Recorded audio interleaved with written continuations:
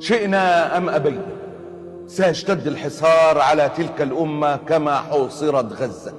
أذكركم وأذكر نفسي، لقد صور القرآن هذا اليوم لنا تصويرا دقيقا لكي نستعد.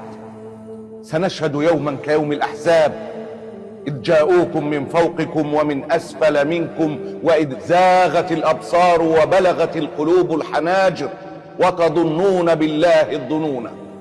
هنالك ابتلي المؤمنون وزلزلوا زلزالا شديدا. سنشهد مثل يوم الأحزاب، يوم تكالب أهل الكفر على المسلمين ليقضوا على ذلك الدين وأهله.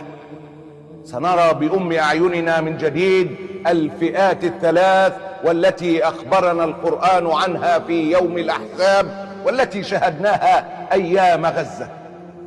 سنشهد بداية المنافقين ومرضى القلوب وما أكثرهم في زماننا، وإذ يقول المنافقون والذين في قلوبهم مرض ما وعدنا الله ورسوله إلا غرورا. وسنشهد ويا للأسى المخذلين الذين يقولون ارجعوا استسلموا، يا عم هم أقوى، انتم مجانين، انتم عايزين تودونا للتهلكة، شعاراتكم دي هي اللي ودتنا في داهية. سنرى ونسمع هؤلاء المثبطين وإذ قالت طائفة منهم يا أهل يثرب لا مقام لكم فارجعوا. وسنشهد كما شهد الرسول عليه الصلاة والسلام وصحبه يوم الأحزاب، وكما شهدنا في أيام غزة سنشهد الهاربين والمتذرعين بالأعذار الواهية. ويستأذن فريق منهم النبي يقولون إن بيوتنا عورة وما هي بعورة إن يريدون إلا فرارا.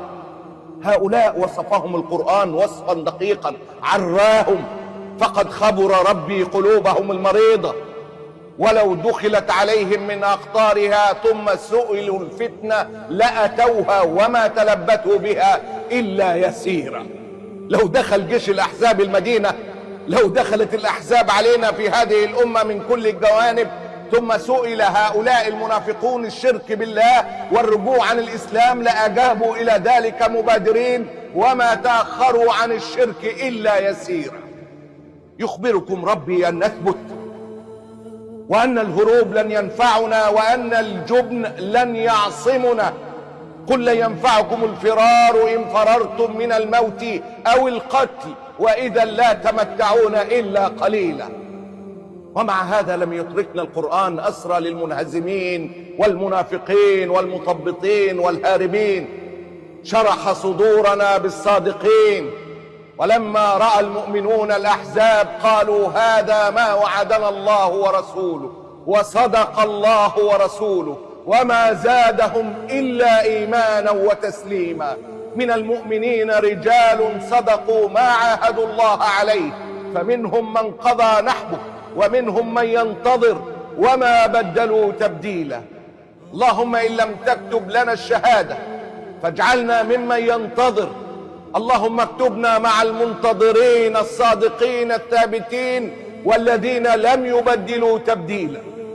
استعدوا واثبتوا، اثبتوا فالخلود والنعيم السرمدي وعد ربكم للثابتين ولن يخلف الله وعده.